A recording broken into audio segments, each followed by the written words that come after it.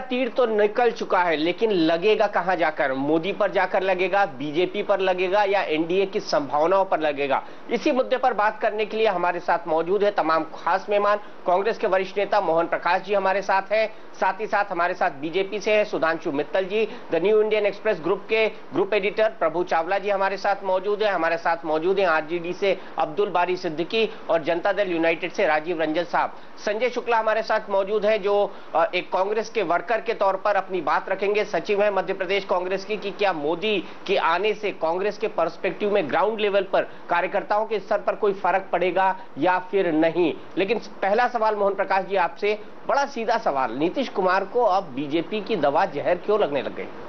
देखिए, ऐसा है कि नीतीश कुमार जी का अपना स्टैंड खैर पहले से है और उन्होंने एक धर्मनिरपेक्षता का मुद्दा भी हिंदुस्तान की राजनीति में जो 91 से ही प्रमुख रहा है, केंद्र में रहा है, उसको उठाने का काम किया है। लेकिन जहां तक कांग्रेस का सवाल है, अभी कांग्रेस का मानना है कि उनका अभी गठबंधन चल रहा है। अंतिम समय में फोन आया, आडवाणी जी का इस्तीफा वापस होने की घोषणा हुई, तो जब तक ये दोनों दल फैसला नहीं कर लेते हैं तब तक कोई भी मेरा टिप्पणी करना उचित नहीं। राजीव रंजन जी, तलाक के 24 घंटे बाकी है। इस बात से इनकार नहीं किया जा सकता है दीपक जी कि गठबंधन एक मुश्किल दौर में है और उम्मीदें बहुत सकारात्मक नहीं दिखती हैं। जो स्थितियां बनी हैं, भारतीय जनता पार्टी ने बहुत ही सीमित विकल्प छोड़े हैं और लगातार हमारी कोशिशों के बावजूद हमने जिन सवालों को उठाया उनको अनसुनी करते रहे और आज ये स्थिति बनी है कि 24 दलों का गठबंधन 4 दलों तक पहुंचा और इन 4 दलों में भी आज जो गत्यावरोध उभरे हैं, मुझे शुभ संकेत नहीं दिख रहे हैं और इन स्थितियों के लिए भारतीय जनता पार्टी को देश की जनता और इस राज्य की जनता कभी माफ नहीं करेगी। सुधांशु मित्तल जी, आपको बिहार की जनता, देश की जनता कभी माफ नहीं करेगी। सुन रहे हैं आप लैंग्वेज जनता दल यूनाइटेड की? राष्ट्रीय जनतांत्रिक मोर्चा का संयोजक जो हैं वो शरद यादव जी हैं, जो जनता दल यू के भी राष्ट्रीय अध्यक्ष हैं और एनडीए सुचारू रूप से चले, एनडीए बढ़े, इसका उत्तरदायित्व भी उन्हीं पे है। अब जो स्थितियां पैदा हो रही हैं वो स्थितियां गंभीर हैं और उनको गंभीरता से लेके उस चीज को ठीक करने के प्रयास चल रहे हैं। बाकी तो वही होगा जो मंजूर खुदा होगा। मैं तो सिर्फ सबसे यही अपील कर सकता हूं कि इस समय देश में जरूरत इस बात की है, इस देश में जरूरत यह है कि कांग्रेस के कुशासन से देश को आजादी दिलवाई जाए। भ्रष्टाचार की पराकाष्ठा, महंगाई की पराकाष्ठा, अत्याचार की पराकाष्ठा, महिलाओं की असुरक्षा की पराकाष्ठा, एक पूरी फहरिस्त है जहां पे कुशासन की वजह से देश में त्राही त्राही मची हुई है। और ऐसे में हमारी प्राथमिकता राजनीतिक क्या होनी चाहिए, इसका सोच विचार हर राजनीतिक दल को करना चाहिए। तो मैं तो सिर्फ इतना कह के अभी चुप रहना चाहूंगा, बाकी तो सुनते लोग क्या कहते हैं। आपके घर में आग लगी हुई है और आप कांग्रेस को कोस रहे हैं। मोहन प्रकाश जी, ये घर में आग लगी हुई है खुद के और ये तो कांग्रेस के ऊपर राशन पानी लेके चढ़ रहे हैं। मैं तो कह रहा हूं कि पहले लड़ाई लड़ने के लिए अपना घर ठीक कर लीजिए, जो दीपक जी कह रहे हैं। को देखते हुए हमें जो राष्ट्रीय प्राथमिकता है उनको देखना चाहिए। अच्छा, सुधांशु जी, मोहन प्रकाश जी को सुन लेते हैं, उनके पास भी जवाब है। हाँ, सुधांशु जी, ऐसा है कि जो अभी आडवाणी जी ने 2 बिंदु उठाए थे अपने पत्र में कि ये पार्टी श्यामा प्रसाद मुखर्जी, दीनदयाल जी, नाना जी और अटल जी के रास्ते से हट गई और यहां पर हर एक नेता अपने पर्सनल एजेंडे पर काम कर रहा है। मैं समझता हूं कि कांग्रेस पर बोलने के पहले आपको माननीय आडवाणी जी ने, जो कि इस दल के संस्थापक रहे हैं, 60 साल उन्होंने अपने जीवन का इस पार्टी को बनाने के लिए काम किया है। हमारे वैचारिक मतभेद हो सकते हैं, उनके 2 बिंदुओं को आपको भारतीय जनता पार्टी को कम से कम उसका जवाब देना चाहिए, नंबर 1।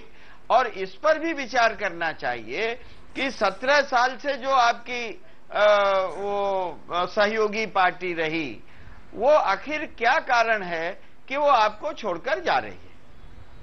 और ये जो हर कार्यक्रम में जब आप लोगों के पास तर्क नहीं रहता है तो ये भ्रष्टाचार और महंगाई और इसकी बात करने लगते हैं। हर एक प्रवक्ता को मैं देखता हूं कि जब उनके पास तर्क नहीं रहता तो इस पर ये बात करने लगते हैं। तो अभी तो कार्यक्रम की शुरुआत है, अभी तो कम से कम कुछ तर्कों के साथ बात करिए। बिहार पे क्या बात करेंगे? वहाँ घर को आग लग गई है, घर के चिराग से। सुधांशु जी, आप कुछ कहना चाह रहे हैं? जवाब देना चाहता हूँ दीपक जी। हाँ, बिल्कुल बिल्कुल। वो फिर कहावत कहता हूं, बुत हमको कहे काफिर, अल्लाह की मर्जी है। हमें नसीहतें कौन दे रहा है? अच्छा, वैसे मोहन जी के और नीतीश जी के क्या संबंध है उस विषय में मैं जाना नहीं चाहता, तो उनकी दृष्टिकोण क्या होगा क्या नहीं होगा उसमें क्या मैं पर्सनल स्तर पे कहूं। लेकिन मैं एक चीज कहना चाहता हूं, हम क्या कह रहे हैं वो छोड़िए, आपका तो हमारे गठबंधन के बारे में और हमारी समस्याओं के बारे में कहने का हक ही नहीं है। भाई आप कौन है? बेगानी दिवाली में, बेगानी शादी में अब्दुल्ला दीवाना हो रहा है? भाई आप अपने से मतलब रखिए। तो पहले ही हमने दिया कि हमारा विषय नहीं है। मैं जनता दल यू, हम तो कह रहे हैं कि आप अडवाणी जी ने जो कहा लिखा है। अब भाई मुझे बोलने दीजिए, अडवाणी मैं खत्म कर लूं ना, मैं उसका जवाब दे रहा हूँ। अरे उसका जवाब भी सुन लीजिए। ये अडवाणी जी ने जो लिखा है, मैं कह रहा हूं कि इसको तो कम से कम एड्रेस करिए। सुन तो लीजिए। आप कांग्रेस पर बाद में बोलिएगा। वही तो कर रहा हूँ, सुनिए तो। मैं कह रहा हूँ कि मैं तो ये कह रहा हूँ कि अडवाणी जी ने जो लिखा है, अडवाणी जी ने जो बिंदु दिए उसका जवाब सुनिए, बाद में बोलिएगा। हाँ, मैं वही कह रहा हूँ, अडवाणी जी ने 2 बिंदु जो सबके सामने रखे थे, उनका जवाब मोहन जी चाहते, वो जवाब दे रहा हूँ। अडवाणी जी को उन बिंदुओं के बारे में राष्ट्रीय अध्यक्ष ने जाके सारी चीजें समझा दी और अडवाणी जी मान गए और उन्होंने अपना इस्तीफा ले लिया। उसके बाद आप क्या पूछ रहे हैं उसके बारे में? अगर अडवाणी जी उन बिंदुओं के बारे में नहीं मानते होते तो इस्तीफा वापस क्यों लेते? तो इसलिए मोहन जी, कुतर्कों से जो है यहाँ पे राजनीति नहीं होती है। राजनीति की वास्तविकता आप भी जानते हैं, राजनीति की वास्तविकता मैं जानता हूँ। आज कांग्रेस के कुशासन और पराकाष्ठा को देख के उसकी चिंता करिए, हम अपना सामान अपने आप संभाल लेंगे। ये आडवाणी जी ने ये सार्वजनिक किया है। ये 2 लोगों के बीच पर्सनल बातचीत नहीं है, ये सार्वजनिक और राजनीतिक बातचीत है। देश भी जानना चाहता है भारतीय जनता पार्टी उनका इस्तीफा जिस सार्वजनिक दल है, जिस सार्वजनिक दस्तावेज में उन्होंने इस्तीफा दिया था, वो इस्तीफा सबके सामने वापस हो गया। उसके बाद भी कुछ गुप्त बातचीत रह गई क्या? कमाल है आपका भी। क्या कुतर्क में लगे हुए हैं आप मोहन जी? ये मुद्दे तो उठाए ना उन्होंने। जब आप जैसे व्यक्ति राजनीति में जिनको हम उदाहरण की तरह देखते हैं, वो जब कुतर्कों में लगते हैं तो मुझे बड़ा आश्चर्य होता है। नहीं, कुतर्क नहीं है। आप ये बताइए, उन 2 मुद्दों के ऊपर भारतीय जनता पार्टी का क्या कहना है, ये हम जानना चाहते हैं। ये 2 लोगों के बीच की पर्सनल बात नहीं है मोहन जी। हम कसमें नहीं खा रहे। ये मुद्दा उठाया, उस मुद्दे का जवाब कम से कम भारतीय जनता पार्टी के बारे में आपने क्या कहा? मेरे पास लिखा हुआ, मैं कुछ कहना नहीं चाहता। और वो कहते हैं ना कि you are trying to fish in trouble waters. इतने कोई नादान नहीं है। ये जो इस हल्के स्तर की राजनीति छोड़िए, असली राजनीति करिए। मैंने कहा आपको भी वास्तविकता पता है, मुझे भी हल्का नहीं। आप जो अडवाणी जी को हल्का कह रहे होंगे, लेकिन आप वो जो 2 बिंदु मैं आपको हल्का कह रहा हूँ, आप बहुत हल्के स्तर की बात कर रहे हैं। मेरे लिए तो आप एक आदर्श थे। जो व्यक्ति नीतीश कुमार जी जैसे व्यक्ति का गुरु रहा हो, एजेंडा चला रहा है, ये 2 बिंदु पर हम राय जानना चाहते हैं। जो आदमी नीतीश कुमार जी जैसे का गुरु रहता हो, वो किस तरह की राजनीति कर रहा है, मैं तो ये देख के हैरान हो गया हूँ। नहीं, अगर इन 2 बिंदुओं पर अगर हम जानना चाहते हैं तो आपको दीपक जी, मैं कुछ कहना चाहता हूँ। आप बताइए कि इस पर क्या आपकी राय है या पार्टी की राय क्या है?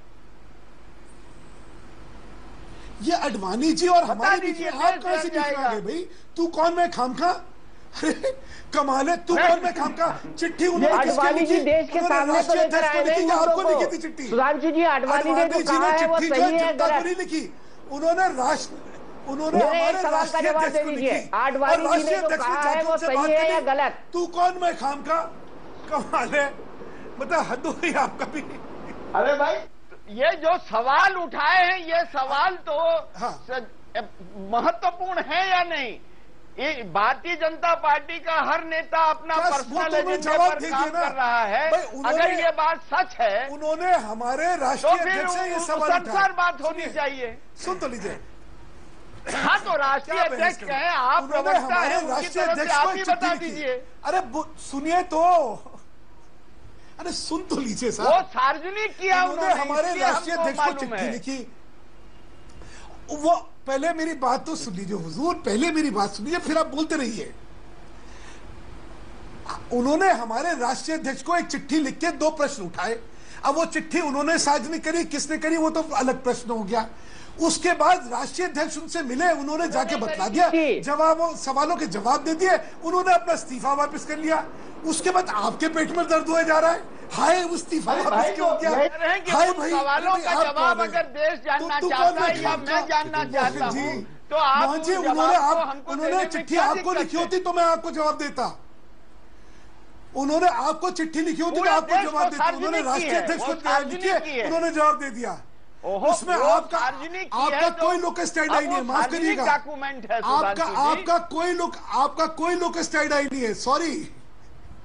आप जो है, मेरा तो है ना पत्रकार के तौर पर सुधांशु जी, मैं पूछना चाहता हूँ, आडवाणी जी ने जो लिखा है वो सही है या गलत?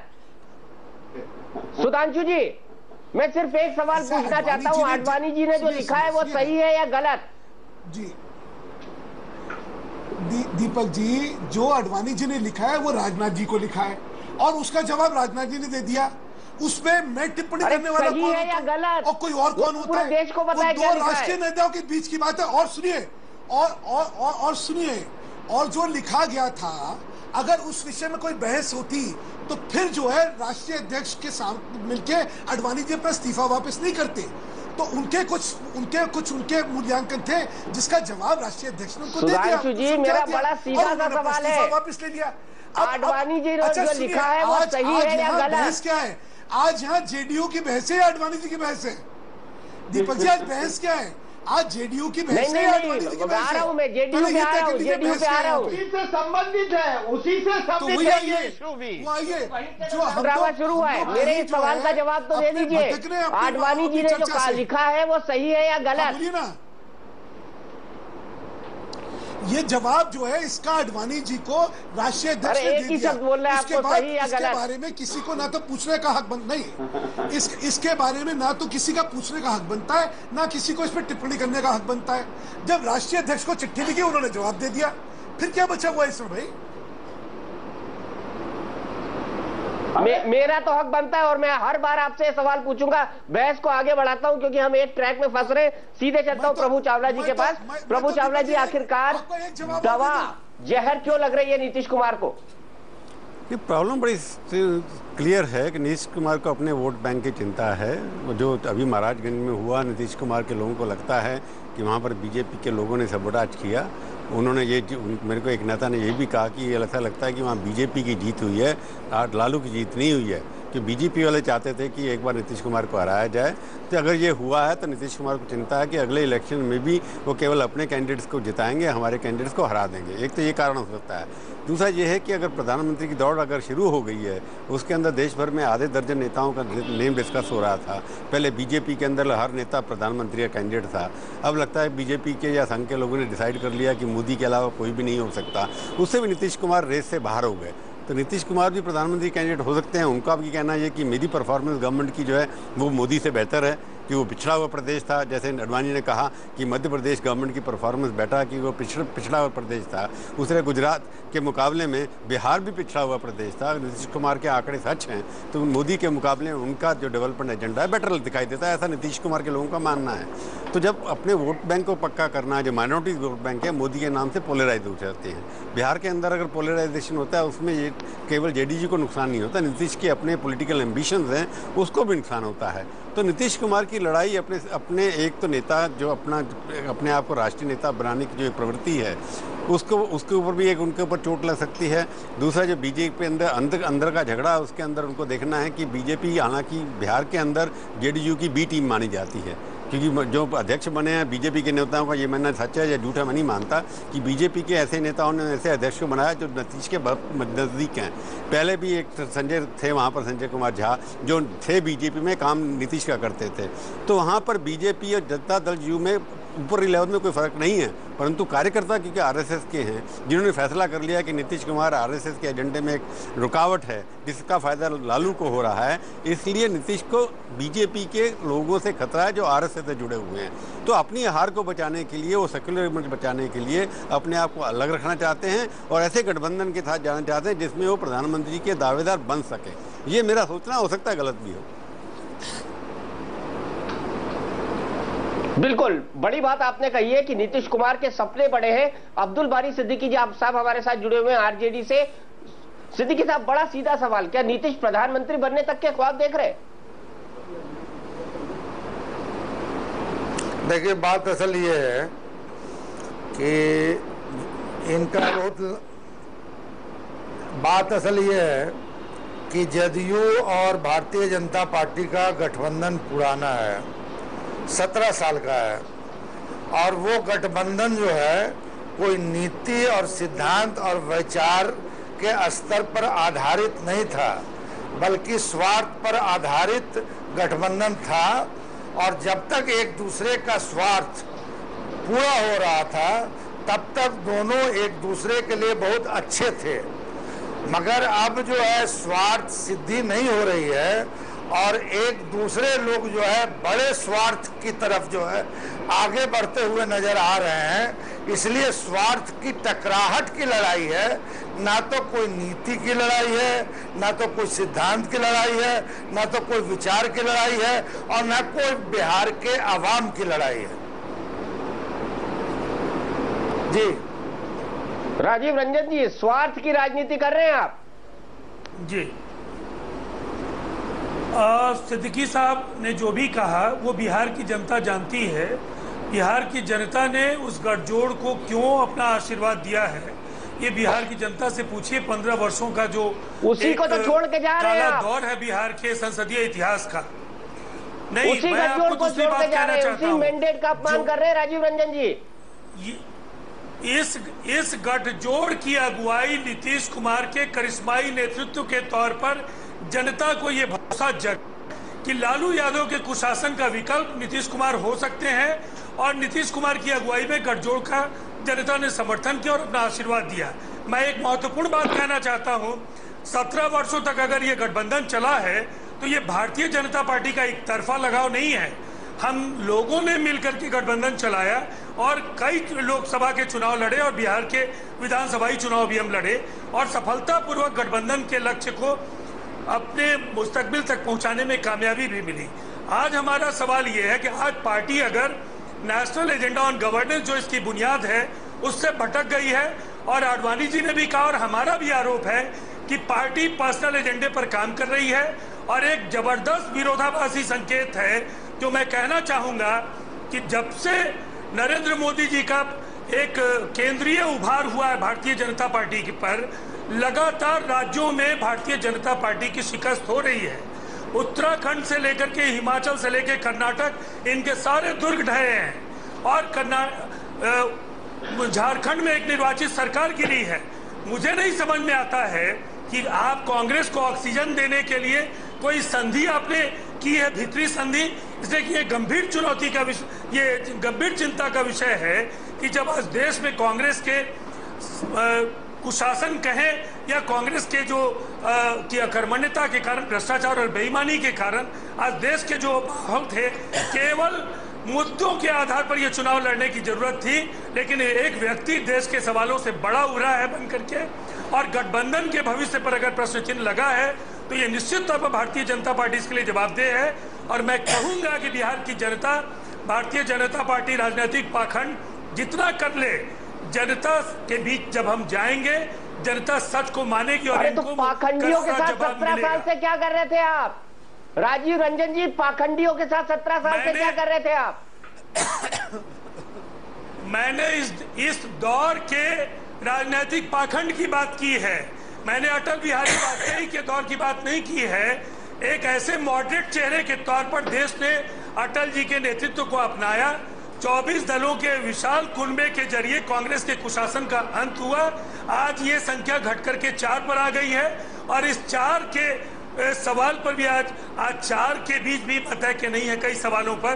तो ये निश्चित तौर पर एक व्यक्ति बड़ा है या देश बड़ा है, ये भारतीय जनता पार्टी के लिए चिंतन का विषय होना चाहिए। बड़ा दल भारतीय जनता पार्टी है, निश्चित तौर पर जवाबदेही उसकी बड़ी बनती है कि घटक दलों को विश्वास में लेकर उनकी भावनाओं, उनकी प्रतिबद्धताओं का सम्मान करें और देश से कांग्रेस के खात्मे में अपना योगदान स्पष्ट करें। चलिए, योगदान कांग्रेस का खात्मा, कांग्रेस वाले मुस्कुरा रहे हैं कि दोनों का झगड़ा हो गया है। सबसे बड़ी बात प्रभु, यहाँ पर जो बड़ी बात सामने निकल कर आ रही है, मैं सुधांशु मित्तल जी के पास जाऊं, उनका हाथ उठा हुआ है। उससे पहले आपको लगता है कि बीजेपी नरेंद्र मोदी की व्यक्तिगत राजनीतिक पूजा करके एक राजनीतिक पाखंड कर रही है, जो राजीव रंजन का आरोप है? ये सवाल जो पहले उठा था वो सवाल अडवाणी के पत्र से शुरू हुआ था। उस पत्र की तरफ वापस जाऊंगा, उससे नरेंद्र मोदी अपने स्पष्ट हो जाते हैं। वो भी उन्होंने उठाया है। हाँ, पत्र के अंदर कहा कि इंडिविजुअल एजेंडा जो है व्यक्तियों का आगे चल रहा है, पिछले कई सालों से, आज से नहीं है, पिछले कई सालों से चला है।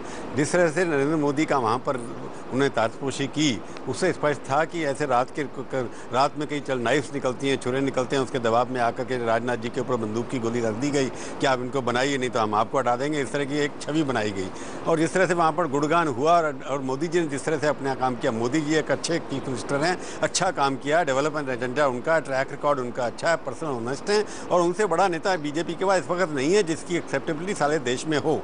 परंतु जिस तरह से चाटुकारिता इस पार्टी के अंदर शुरू हुई कि वो जीत रहे हैं, बाकी सब लोग भी उसके पीछे लग गए बिना उसके बाद के। अब पिछले 2 दिनों में देखते होंगे आप कि सारे पुराने नेता फिर एक्टिव हो गए हैं। वही अगर नीतीश कुमार के बारे में सोचते हैं, नरेंद्र मोदी उसमें कहीं नहीं है और उनके प्रमोटर भी कहीं नहीं है, सारे के सारे चुप करके बैठे हुए हैं। तो व्यक्ति इंपॉर्टेंट हो गया उसके अंदर। नरेंद्र मोदी को जिस तरह से उन्होंने आगे बढ़ाया है, मेरे को लगता है नरेंद्र मोदी के अंदर से ही कोई पार्टी के अंदर से उनका दुश्मन है जो उनको पहले ऊपर चढ़ा दो, आप उसके बाद गिरा दो नीचे से टांग खींच करके। तो नरेंद्र मोदी जो चाहते हैं वो थोड़े दिन रुक भी सकते थे। ये तो बीजेपी की पुरानी परंपरा है। हाँ, नहीं, वो उनकी परंपरा है कि बड़े अपने दलों के साथ भी ऐसा ही करते हैं, अनाउंस कर देते हैं। सवाल ये है कि प्रधानमंत्री का कैंडिडेट वो ऑटोमेटिकली हो जाते हैं। जब उन्होंने भाषण दिया, उन्होंने अडवाणी जी का नाम भी नहीं लिया।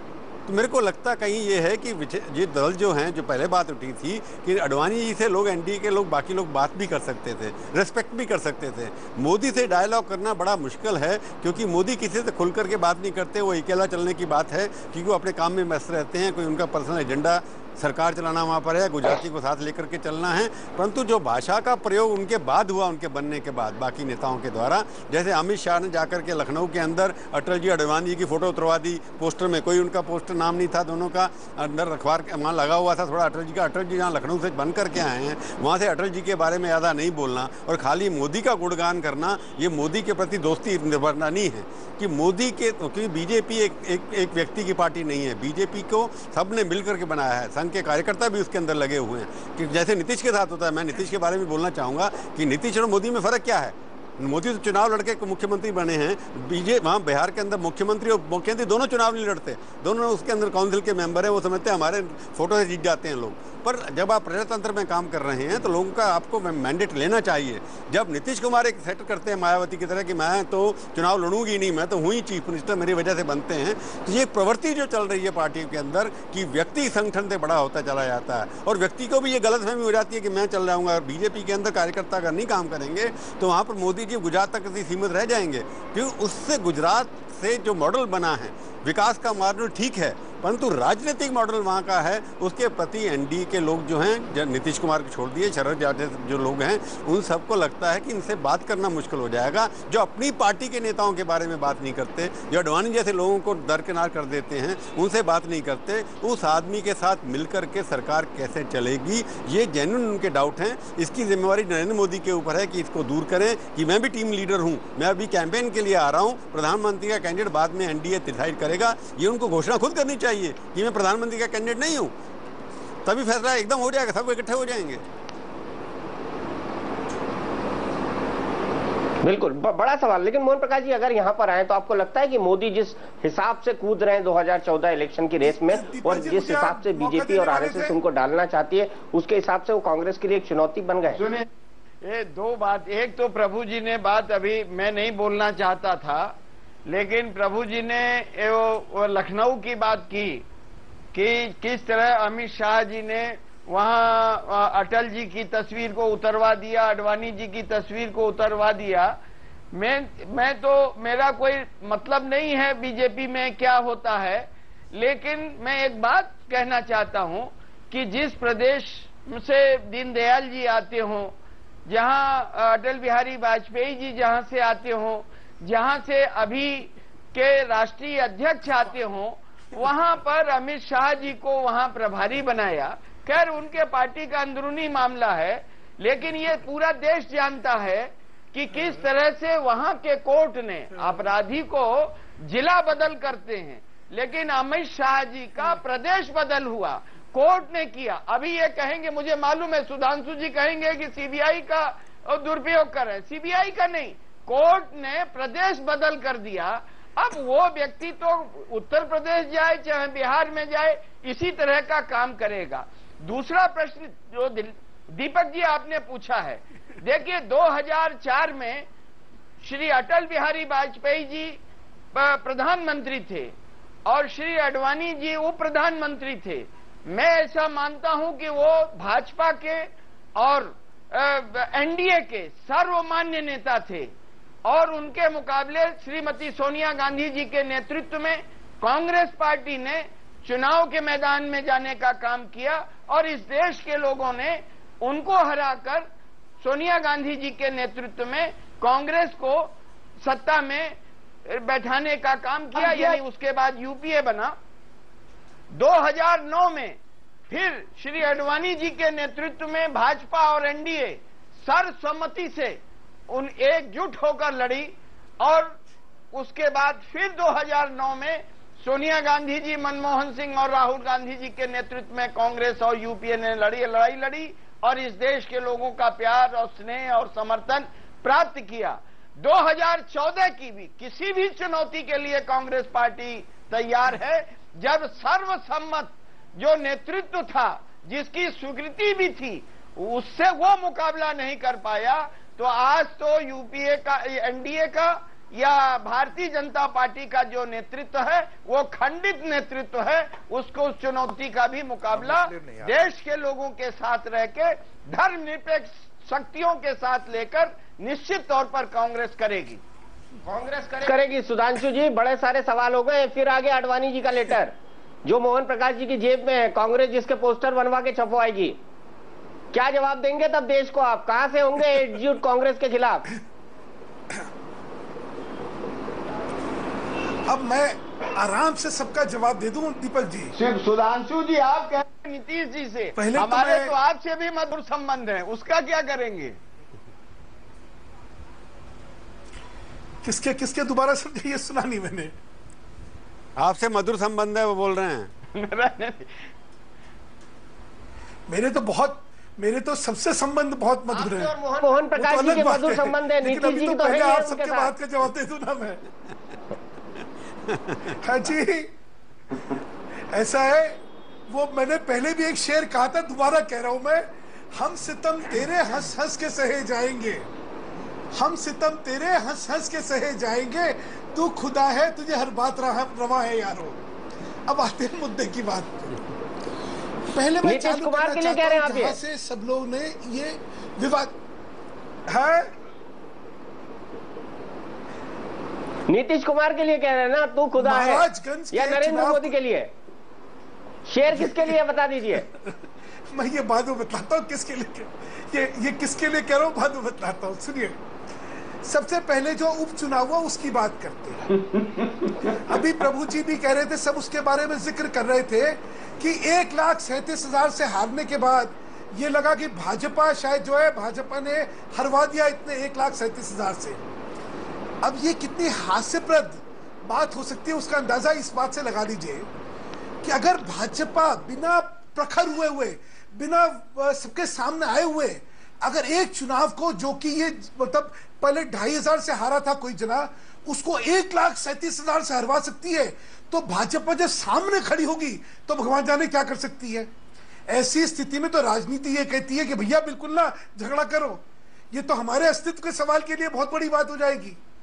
तो इस तरह की अर्गल बातों से अपने को क्या निकालना है, इसकी वस्तुस्थिति और मतलब जो वास्तविकता है राजनीति को सबको पता है, उसके बारे में क्या करें। अभी बड़ा मोहन जी जो थे बड़े बखान कर रहे थे कांग्रेस का, श्रीमती सोनिया गांधी के नेतृत्व का और इसका उसका वगैरह वगैरह। इस देश की राजनीति में इतनी भ्रष्ट सरकार, इतनी ऐसी सरकार जिसका कि कुशासन की पराकाष्ठा हो गई। पहले तो 2, 4, 5, 10, 20, 50 करोड़ रुपए की बात। अरे बोले तो बोले, बोले खुद 72। अरे भाई आप जवाब, आप मुझे बोलने दीजिए ना। आप लोगों ने जो बात करी उसका जवाब तो सुन लीजिए। अब आप सुन तो लीजिए, मैं तो राजनीति में अभी बोल रहा हूँ ना, भ्रष्टाचार के मामले। अब देखिए मोहन जी, ये गलत बात है। आपने जब बोला मैंने बिल्कुल नहीं बोला। मोहन जी नहीं, गलत बात है। आपसे ये उम्मीद नहीं करता हूँ मैं आपसे उम्मीद नहीं करता हूं। आप जब बोले थे मैं बिल्कुल चुप रहा था। आपने बहुत लंबा भाषण दिया था, मैं बिल्कुल चुप रहा था। ये मैं आपसे उम्मीद नहीं करता। आपको वाद विवाद या किसी चर्चा की तहजीब आपको समझ आनी चाहिए, ये गलत बात है। अब मैं आगे आना चाहता हूं। आप जहां आपके कुशासन की बात करते हो बौखला जाते हैं। हम यहां चर्चा कर रहे थे, क्या आप लेके क्या आ गए, क्या बखानने लगे, तो खुद कितने मिर्चा लग गई आपको। तो इसलिए जरा सोच समझ के जनता के सामने जब बात करी जाए सोच समझ के करिए। आपकी बौखलाहट क्यों हुई? क्योंकि जो 10, 20, 50 करोड़ बहुत बड़े लगते थे, आज हजारों लाखों करोड़ की भ्रष्टाचार हो गई है। तो ये तो सारी सीमाएं का तोड़ दी है। और आपकी बौखलाहट का कारण बड़ा साफ है। आज आपको जो राजनीतिक परिदृश्य दिख रहा है और उसमें कांग्रेस के प्रति नफरत की भाव जो लोगों में आती जा रही है वो आपको पता है। इसलिए अब आपके पास जब कोई चारा नहीं बचा तो आप लेके मच्छी की वो डाल लेके घूम रहे हैं कि कैसे मैं उसको घुसा के अपना कुछ फायदा कर लूं। कुछ नहीं होने वाला आपका। अब आ जाइए जनता दल और हमारे संबंध के बारे में। जब टूटेगा ना, मैं तो सिर्फ राजीव रंजन जी से एक ही चीज कहना चाहता हूं, जिस दिन संबंध टूट जाए उस दिन कुछ भी बोलिएगा। उससे पहले जो गठबंधन की मर्यादाएं हैं अगर उनका पालन कर लेंगे तो सबके लिए अच्छा रहेगा। अब आ जाते हैं असलियत पे। इन्होंने क्या कहा था, जनता दल यू ने जिस समय इनकी राष्ट्रीय कार्यकारिणी हुई थी क्या कहा था? इन्होंने कहा था कि दिसंबर तक का समय है भाजपा के पास कि वो प्रधानमंत्री के मुद्दे पे ये बताए कि देश का प्रधानमंत्री का कैंडिडेट एनडीए का कौन होने वाला है। ये इन्होंने खुद ने कहा था। जिस दिन भाजपा ने अपने आंतरिक विषय के लिए नरेंद्र मोदी जी को चुनाव संचालन समिति का अध्यक्ष बनाया, उस दिन इनके क्या बयान आए? इनके बयान आए कि ये भाजपा का आंतरिक मामला है। 2 दिन बाद ये सारी चीजें बदल गई। मेरा कहना है आपके खुद के ये विचार थे कि भाई आप दिसंबर तक बताइए, इंतजार तो करते दिसंबर तक का। हम आपको बतलाते कि हमारा प्रधानमंत्री का कैंडिडेट कोई है तो कौन है, नहीं है तो नहीं है, क्या है, ये सारी चीज स्थिति होती है। और दूसरा, हमारे आंतरिक मामले में मुझे लगता है किसी भी राजनीतिक संगठन को हस्तक्षेप का कोई हक ही नहीं बनता। जैसे आपके यहाँ आपका राष्ट्रीय अध्यक्ष कौन हो, देखिए राजीव रंजन जी, आपको शायद मेरे राजनीतिक इतिहास के बारे में कितना पता है कितना नहीं पता मैं नहीं जानता। ये 17 साल का जो सफर है, इस सफर में मेरी बहुत अंतरंग एक भूमिका रही है और बहुत मेरा संबंध रहा है। तो इसके बारे में, इसका इतिहास जितना शायद मैं जानता हूँ बहुत कम लोग जानते होंगे। मैं आपको ये बताना चाहता हूँ, जिस समय शरद यादव जी का और उनका झगड़ा हो रहा था, जॉर्ज फर्नांडिस जी का, जिस समय दिग्विजय सिंह जी का और नीतीश कुमार जी का झगड़ा हो रहा था, क्या क्या हुआ, क्या क्या हुआ, हमारा क्या संयम था और हमने क्या भूमिका अपनाई, उसके बारे में मैं नहीं जानना चाहता। हाँ, मुझे अभी ध्यान आया, मोहन प्रकाश जी जो है बड़ा उसके बारे में कह रहे थे कि भाई अमित शाह जी ने अटल बिहारी वाजपेयी का फोटो लखनऊ में नहीं लगाया। अरे मोहन प्रकाश जी, आपने तो अपने राष्ट्रीय अध्यक्ष सीताराम केसरी को बाथरूम में बंद करके सत्य हत्या ली थी। आप क्या क्या बातें कर रहे हैं। मैंने कहा अपने घर को देखिए, शीशे के घर वाले हम पे पत्थर मार रहे। इस समय राजनीति में ये दोषारोपण जो कर रहे हैं, इससे सारी राजनीति जो है वो शर्मसार होती है। असलियत की बात करिए ना, असलियत बात है आज राजनीति में आपको अपने वोट के लिए, चाहे कांग्रेस हो चाहे किसी को हो, उनको अपने वोट के लिए जो निर्णय लेंगे। आपको लगता है कि ये संबंध जो है आपका, ये शायद आपके लिए एक पॉलिटिकल लायबिलिटी हो सकता है, क्योंकि आपकी एक तुष्टीकरण की एक राजनीति हो सकती है। तो आप लीजिए, निर्णय लीजिए, ईमानदारी बरतिए। जो निर्णय लेना है उनमें खुलासा कही कि नहीं हमारी राजनीति में हमें आज ये गठबंधन नहीं सूट करता, कोई बात नहीं। दूसरों पे दोषारोपण करके दूसरों के ऊपर जो है कंधे पे बंदूक चढ़ाना, नहीं आपने ये करा, आपने, अरे छोड़िए इन बातों को, क्या रखा हुआ है। ये जनता जो है वो सब समझती है, सब होशियार है। किसी को हमें गुमराह करने का या भ्रमित करने की कोशिश करना क्यों करना है। मेरा अभी भी आपसे कहना है, कल अगर संबंध जब टूट जाएंगे तब जो आपको बोलना है बोलिए, जो खुलासे करने हैं हम भी जवाब। एक बात मैं कहना चाहता हूँ, लेकिन आपका भाषण भी लंबा हो गया है, सुनिए। और एक और लास्ट आखिरी बात दीपक जी, एक आखिरी बात देखिए, ना तो राजीव रंजन जी की कोई, एक सेकंड, एक आखिरी कर दूं, ना तो राजीव रंजन जी की कोई अथॉरिटी है। क्यों इनके यहाँ जो था, इनकी राष्ट्रीय कार्यकारिणी ने ये अथॉरिटी 2 जनों को दी थी कि गठबंधन के बारे में फैसला शरद यादव जी लेंगे और गठबंधन के बारे में फैसला जो है वो नीतीश कुमार जी को लेना है। कहां राजीव रंजन जी, कहां इनके तमाम प्रवक्ता, किसी की कोई अथॉरिटी है क्या इस विषय में बोलने की? क्यों हम लोग क्यों बड़ी बड़ी बातें करें? अरे भाई, आपके यहाँ जो अथॉरिटी जिसकी है वो निर्णय ले ले, फिर जो बोलना है बोलिएगा। सुधांशु जी, आडवाणी जी के इस्तीफे से सारी स्थिति बदल गई। आडवाणी जी के इस्तीफे से छोड़िए, उन्होंने तो इस्तीफा वापस ले लिया, उन्होंने तो इस्तीफा वापस ले लिया, फिर स्थिति क्या बदल गई? ये किसको आप भ्रमित कर रहे हैं भाई? आप किसको भ्रमित कर रहे हैं? आडवाणी जी ने जब इस्तीफा वापस ले लिया तो फिर स्थिति क्या बची? किसका? और आडवाणी जी के इतने हितैषी है तो आप प्रधानमंत्री के लिए क्यों नहीं बना देते?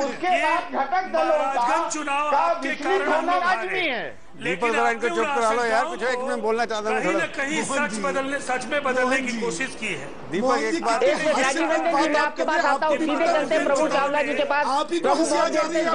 प्रभु जी, एक मिनट, मैं जब बहुत देर से सुधांशु को भी सुन रहा हूँ और अपने मोहन प्रकाश जी मेरे पुराने दोस्त हैं उनको भी सुन रहा हूँ, मैं अच्छी तरह दोनों को जानता हूँ। सवाल ये है कि आडवाणी जी ने इस्तीफा दिया, उसका नीतीश कुमार से कहीं ना कहीं कनेक्शन है, एनडीए से कनेक्शन है कि आडवाणी जी ने इस्तीफा वापस क्यों लिया, कि शर्तों लिया, उनकी तरफ से कोई अभी तक बयान नहीं आया। मेरे पूरा करें, उनकी तरफ से कोई बयान अभी तक नहीं आया है। इस्तीफा देने से सारे घटक दल विचलित हो गए। नहीं, मैं कुछ और कह रहा हूँ, मोहन प्रकाश जी मेरे को बोलने दीजिए ना आप। उसमें देखिए उनके घर में प्रेस कॉन्फ्रेंस हुई, राजनाथ सिंह जी ने, आप कौन है भाई? राजनाथ जी ने, मैं पत्रकार के नाते बोल रहा हूँ, मैं अंदर की बातें आप ज्यादा जानते हैं, तुम्हें से कुछ मैं भी जानता हूँ। आप जो है इतने अपने पुराने दलों के संबंधित रखेंगे तो आपको कांग्रेस पार्टी निकाल देगी। आप उनको छोड़िए, मैं अपनी बात करने दीजिए मेरे को कि आडवाणी जी ने अभी तक चुप्पी क्यों साधी हुई है। इसके पीछे एनडीए इकट्ठा रहे, शायद इसके अंदर कुछ ना कुछ राजनाथ जी ने जिस तरह से धाड़ करके वहां गोवा में बोला था आडवाणी के घर में, उसी हिसाब से मैंने वादा किया कि मैं उनको नहीं निकलने दूंगा, मैं उनका इस्तीफा विड्रॉ नहीं करूंगा। मैंने ये वादा किया कि जो उन्होंने कंसर्न इशू रेज किए हैं उनको हम सुनेंगे सारे मिलकर के। उनके कंसर्न क्या हैं कि व्यक्तिगत खत्म हो जाना चाहिए, एनडीए को चलने देना चाहिए, पार्लियामेंट्री बोर्ड डिसाइड करेगा कि प्राइम मिनिस्टर कैंडिडेट कौन होगा। तो आडवाणी जी ने अभी तक कुछ नहीं कहा, तो हम और आप कौन हो? जैसे आप कहते हैं कांग्रेस में या राजीव रंजन कौन बोलते हैं, आप और हम कौन होते हैं आडवाणी की तरफ से बोलने वाले? आडवाणी जी ने चुप्पी साधी हुई है अभी तक, इसके भी कोई माने हैं। उनकी चुप्पी में भी कई राज छुपे हुए हैं जो भी कुछ दिनों में सामने नजर आएंगे। जब तक आडवाणी जी नहीं बोलते कि उन्होंने फैसला क्यों बदला है अपना, अगर बदला तो कई शर्तों पर बदला है, उनकी शर्तें जब तक पूरी नहीं हो जाती, मेरे को लगता नहीं है आडवाणी जी तब तक कोई मुंह खोलेंगे अपना। वो एनडीए को इकट्ठा रखना चाहते हैं क्योंकि उनके अंदर एंटी कांग्रेसिज्म भरा हुआ है कूट कूट करके। बाकियों के अंदर लोग बदलते रहते हैं कि आपकी पार्टी में सुधांशु भाई ऐसे बहुत लोग हैं जिनके कांग्रेस के लोगों के साथ बहुत संबंध है, सरकार में बहुत संबंध है, परंतु आडवाणी जी के अंदर जो है पुराना स्वयंसेवक है वो पुराने आज के नेता बताएंगे क्या हैं? क्या कहना चाहते हैं आप? क्या पूछ रहे हैं दीपक? सुधांशु भाई नाम बताएंगे क्या? ऐसे सुधांशु भाई नहीं, वो भी जानते हैं, मैं भी जानता हूं। इनकी पार्टी के अंदर आधे सरकार में हैं, आधे इनकी पार्टी के अंदर हैं, या आधे नीतीश कुमार के साथ हैं, सब तरह से फैले हुए हैं। आडवाणी जी एनडीए को इकट्ठा रखना चाहते हैं कि वो चाहते हैं कि कांग्रेस वापस नहीं आए। नीतीश कुमार के अपने सपने हैं। नाम तो बताइए। नाम तो आप भी जानते हैं, मैं भी जानता हूँ। सवाल ये है कि ये जनरल बात करके काम नहीं। नीतीश कुमार, मैंने पहले कहा नीतीश, आप जो है, मैं नाम बोला तो दीजिए, जर्नलिस्ट है, मेरे को बोलने दीजिए, मेरे प्रभु जी को बताने की नाम लेंगे नहीं और बात करेंगे। आपको बोलने तो दो पहले। सवाल ये कि मैं पहले से कह रहा हूँ कि जी ने अपने राष्ट्रीय अध्यक्ष को दी थी, मेरे मर्यादाओं से नहीं बंधे हुए हैं यार। फिर ये तो जर्नलिस्ट है, आपको तो बोलना चाहिए नाम ना। बोलना चाहिए, सवाल है बोलना चाहिए। मर्यादा जिस लेवल पे मैं जर्नलिस्ट हूँ उस लेवल पे कई बार मेरे को भी मर्यादा रखनी पड़ती है। सवाल ये है कि मैं कह रहा हूँ सरेआम कि बीजेपी बिहार के अंदर जनता दल यू की बी पार्टी है, मैं कह रहा हूँ। इससे बड़ी बात क्या कहूंगा कि बीजेपी के अंदर जो आरएसएस के लोग जो हैं वो उनके साथ नहीं है, पार्टी है तो, और उसके अंदर जो नेतृत्व है वो जो बैठे डिप्टी चीफ मिनिस्टर इलेक्शन नहीं लड़ता है, मैं खुद कह रहा हूं कि वो उनके बिना चल नहीं, क्योंकि बीजेपी के जो मंत्री जो है सरकार में सारे ज़्यादातर लड़ना चाहते हैं, और बीजेपी के मंत्री की परफॉर्मेंस जेडीयू के मंत्रियों से अच्छी है। ये सरकार का अपना डेटा है, मेरा डेटा नहीं है। सवाल ये है कि बीजेपी को अडवाणी जी पार्टी को इकट्ठा, एनडीए को इकट्ठा रखना चाहते हैं, इसलिए उन्होंने एनडीए की कन्वीनर सीट से इस्तीफा नहीं दिया था, और कोई जब दिन वो इस्तीफा दे देंगे वहाँ से एक्सेप्ट कर लेंगे, उसके बाद जेडीयू वो भी छोड़ के चली जाएगी। मैं आज भी कह रहा हूँ, तो अडवाणी जी का जब तक बयान नहीं आता तब तक नीतीश कुमार और बीजेपी में झगड़ा चलता रहेगा। अडवाणी जी के इस्तीफा जब तक पब्लिक स्टेटमेंट नहीं आता तब तक मुझे लगता है ये क्राइसिस बना रहेगा, और थोड़े दिन के अंदर ये सब स्पष्ट होने वाला है। अडवाणी जी ने तो डिबेट को खत्म करने का वक्त हो गया। संजय बहुत देर से बैठे हुए। संजय, आप उस इलाके से आते हैं जो गुजरात से लगभग लगा हुआ है, आप बताइए मोदी देश की राजनीति को कितना बदल पाएंगे? क्या कांग्रेस को डरने की जरूरत है उनसे? कोई डरने की जरूरत नहीं, क्यों? कांग्रेस 100 साल पुरानी पार्टी है। इसके पहले पास में गुजरात में लगा, वहीं देख लें। अभी निजी कांग्रेस पार्टी को आज डरने की जरूरत नहीं, क्यों? कांग्रेस के अंदर ऐसे बड़े बड़े दिग्गज नेता सोनिया जी हैं, राहुल जी हैं, कई नेता हैं जो कांग्रेस को चला रहे हैं, इसलिए कोई डरने की जरूरत नहीं है। मोदी से डरने की जरूरत नहीं है, ये लगता है कांग्रेस के एक कार्यकर्ता को। लेकिन सवाल ये है सुधांशु जी और राजीव रंजन जी रहेगा उनके पास जी। चलिए अब्दुल बारी सिद्दीकी जी से पूछ लेता हूं एक आखिरी कमेंट उनका, उसके बाद मोहन प्रकाश जी के साथ रैप करूंगा। अब्दुल बारी सिद्दीकी जी, क्या मोदी राजनीति को बदल देंगे? जी फिर से बोला जाए, आवाज नहीं आई, फिर से। क्या नरेंद्र मोदी देश की राजनीति को बदल देंगे? देखिए, ऐसा है कि पहले तो राजीव जी ने जो कहा, राजनीतिक पाखंड की बात कही उन्होंने, मुझको लगता, आश्चर्य लगता है कि इनको बहुत टाइम लगा राजनीतिक पाखंड को समझने में। राजनीतिक पाखंड तो इनको गोधरा के वक्त में समझ जाना चाहिए था। और सुधांशु जी कह रहे थे कि गठबंधन के पुराने अनुभव हैं, बहुत पुरानी बातों का वो जिक्र करना चाह रहे थे। तो राजीव जी नए हैं, राजीव जी मेरे यहाँ से गए हैं। और जहाँ तक जदयू का सवाल है, जदयू में ऐसे विभिन्न दलों के लोगों का, दल बदलुओं का जमात है, दल बदलुओं के जमात। थोड़ा इसको व्यक्तिगत नहीं लेंगे, राजनीतिक पाखंड की बात कहे मोहन प्रकाश जी हमारे पुराने साथी हैं कि कल जनता दल जब बना था तो नीतीश कुमार, लालू यादव हमारे जैसे तमाम लोग एक साथ आए थे और लालू यादव अकेले पढ़ते चले गए। ये बराबर तफसीली बनाते रहेंगे कि कौन इनके साथ कौन चला गया। मोहन प्रकाश पूरे बिहार की जनता इनके साथ थी, बिहार की जनता ने इनको छोड़ दिया। दल के सारे नेताओं ने इनको छोड़ मैंने आज तक कोई न दल बदला है न कोई दल छोड़ा है। ये कुशासन के बारे में नहीं बात करेंगे, ये अपने दौर के जो अपराध की जो संस्कृति है, जो राजनीति का अपराधीकरण है, जो बंदूक संस्कृति है, अरे एक एक करके, वरना बिहार की जनता क्या समझेगी? ये बात नहीं करेंगे। जो ये बात बोल रहे हैं, पहले इनसे पूछिए कि सब लोग एक साथ थे, आज ये क्यों अकेले पड़ गए हैं? सारे लोग अलग होते चले गए आपसे, और आप बोलते हैं कि ये उनके साथ थे, ये उनके साथ थे। क्यों लालू यादव के साथ लोग नहीं हैं? कल तो नीतीश कुमार, लालू यादव लोग एक साथ थे। दीपक जी आखिरी चीज, बस दीपक जी एक आखिरी चीज कहना चाहता हूं मैं। चलिए आखिरी टिप्पणी सुधांशु जी की। सुधांशु जी, अब आप नीतीश को दवाई पिलाएंगे या जहर, ये बता दीजिए जाते जाते। ऐसा है, हम तो हमेशा दवाई पिलाते, लोग जहर समझ ले तो हमारी क्या गलती है। बाकी मैं सिर्फ एक चीज कहना चाहता हूँ, ईमानदारी से राजनीति करिए।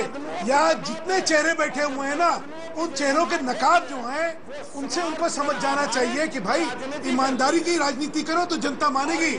ये सब जो है उल्टी सीधे अर्गल बातें करने से कुछ नहीं होने वाला। इनको अभी दर्द हो रहा है, 17 साल इनको गोधरा के। ईमानदारी की राजनीति करती है बीजेपी? मोहन प्रकाश जी वो कह रहे हैं ईमानदारी की राजनीति करनी चाहिए। सब ईमानदारी की राजनीति करती है बीजेपी? और आज दीपक जी देखिए, मुझसे पूछ रहे हैं सुधांशु जी, और मैं बंगारू लक्ष्मण से लेके और गडकरी जी से लेके येदियुरप्पा जी से लेके और निशंक जी तक अगर मैं गिनाऊंगा तो आप फिर चिढ़ जाएंगे।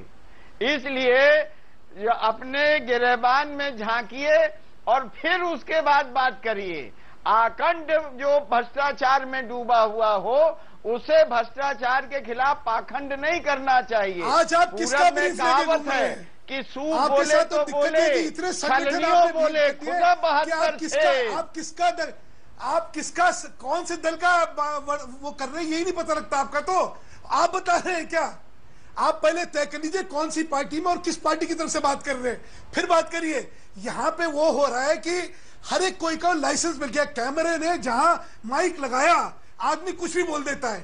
आप भ्रष्टाचार के बारे में हमसे कह रहे हैं, अरे हमने तो खिलाफ एक्शन लिया, आपने क्या करा?